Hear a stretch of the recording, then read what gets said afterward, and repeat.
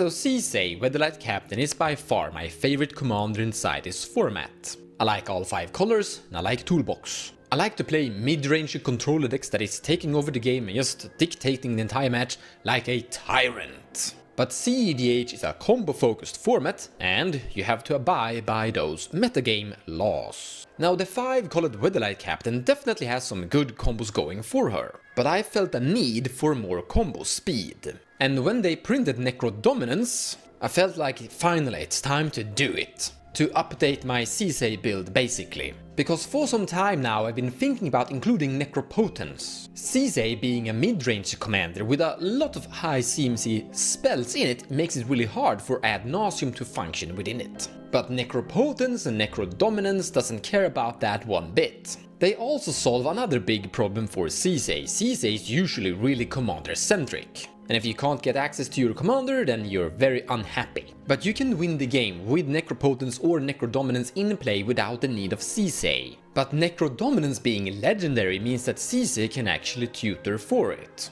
And it's not requiring you to add a really big package to your already sisay deck. What you basically need are necropotence, necrodominance, final fortune and born upon the wind, those 4 cards only, to begin with. That's the big core. The basic concept is to get necropotence or necrodominance into play, pay something down to, let's say, 3 life or 5 life remaining, depending on, and then just draw a whole bunch of cards, potentially somewhere around 30, cast either Born Upon the Wind or Final Fortune. This will give you access to all the cards you have in your hand, or you will basically take an extra turn after this one. You're going to lose the game after this turn, but don't worry, the plan is to win the next upcoming turn. So you're sculpting a perfect hand of either 7 or 5 and going towards your turn where you're planning to win. Let's stay at this step for a short while, because there are worthy mentions of cards that could improve your success rate at this stage. The first 2 cards you probably have to include are Seaman Spirit Guide and Elvish Spirit Guide. They are rituals and very important, don't require any mana whatsoever to actually get the mana from them. They are really key at this stage, and they are really good on their own in general. They will help you cast a Rhystic Study turn 2, or a Smothering Tide early in the game as well. I mean, you're already playing Lotus Petal in most cases, so yeah, Elvish Spirit Guide and Seaman Spirit Guide, really good. The next card we want to highlight here are Teferi Time Reveler that you're already including inside your sisay build.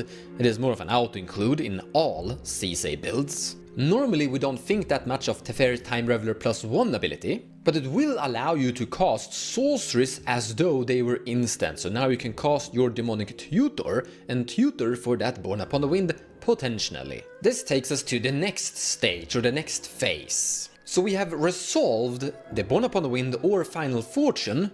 Now what? The cleanest pathway forward is Dockside Extortionist and Emil the Blessed. So if you've resolved the Final Fortune, you're sculpting your hand size so that you can either resolve Dockside Emil the Blessed or tutor for that combo pair. Another more global approach is to go for Underworld Breach, Lion's Diamond and Brain Freeze. This is what some post-Necro deck actually does in Grixis colors, but they are also bouncing their Necro first because Lion's Diamond forces you to discard your hand, and if Necrodominance or Necropotence is in play, that's not so good. Because of that complexity, there's a big argument for not trying to go for or have a focus on Underworld Breach as a concept. It could be inside your decklist, and it's actually inside my decklist already because the combo is quite good in general. But it is kind of almost recommended to steer a little bit away from it. It's definitely a card you could have in your build, but it shouldn't be your go-to post-Necro. Another more typical Dimir classic pathway is Fastest Oracle, Tainted Pact, Demonic Consultation, and honestly, I'm not gonna be against anyone doing that.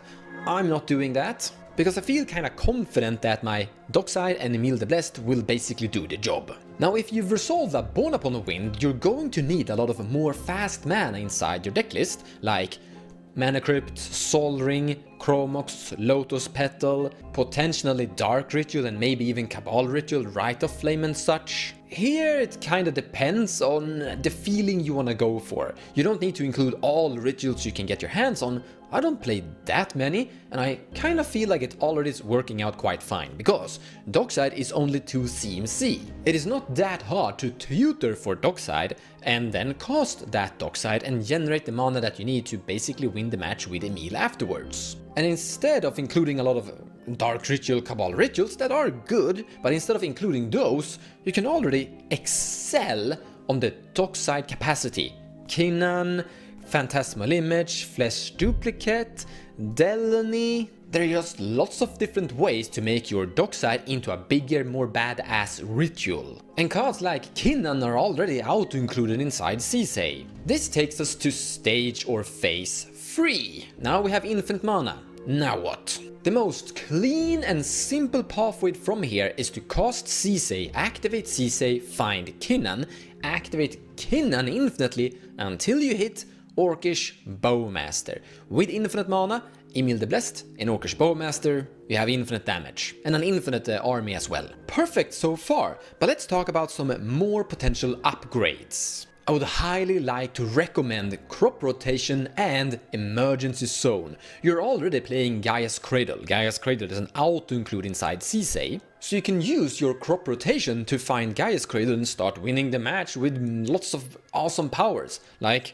I got a Soul's Cauldron, Gaia's Cradle and lots of creatures is usually a great win for sisay. But post drawing the cards from Necropotence or Necrodominance, you can use Crop Rotation to find Emergency Zone and gain access to instant speed. Identical to Born Upon the Wind, or well, you don't get to draw a card, but still very similar to Born Upon the Wind. Same mana, or well, green colorless instead of blue colorless, but yeah, still. You get the point. But Gaia's Cradle, Derevi, Imperial Tacticianer and Emil the Blessed also goes infinite. Perfect, clean, simple. But I have one more card I would like to give a highlight to.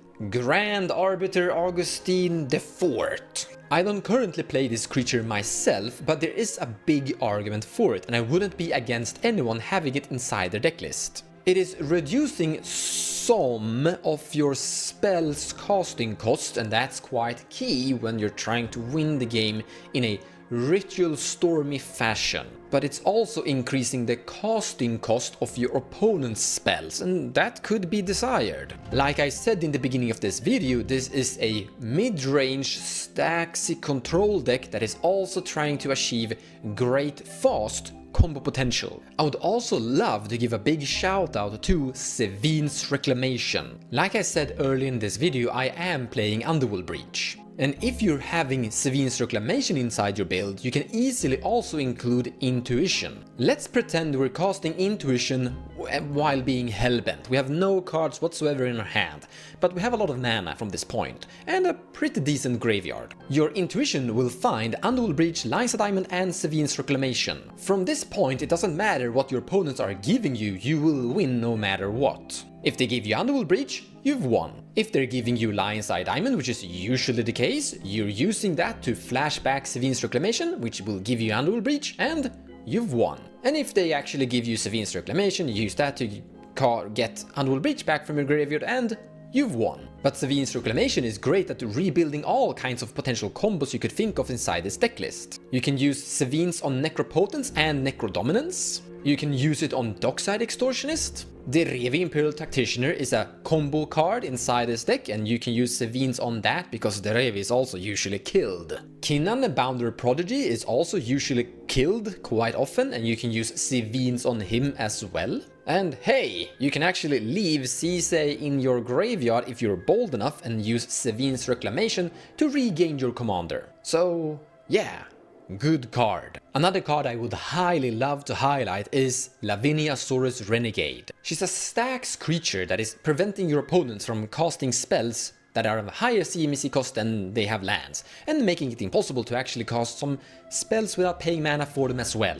But a lot of people are actually forgetting that she's a really good Grand Abolisher variant as well, because a lot of interaction that could potentially shut you down are usually, inside this format, free to cast. If you have a Lavinia in play, your opponents can't cast a Mindbreak Trap on you, or a Fierce Guardianship, With a Lavinian play, their opponents can't deadly rollick your commander. Once again, focusing on that mid-range concept, interacting with your opponents while trying to increase your combo potential. Now if you want to take a look card by card exactly how I put this deck together, link in the description below of this video. It will take you to a Mox Field deck list where you can just look around on various different cards I've included. But I want to highlight that this is a very open build. You're basically just including necropotence and necrodominance inside your sisay while still keeping basically the core concept of sisay, whatever core concept you kinda want to include a lot of. There are a few key cards I've already mentioned inside this video, but after that you can tweak around quite heavily on your own, so that you can adapt this build towards your own metagame however you feel like you need. In any case guys, thank you so much for watching and I'll see you in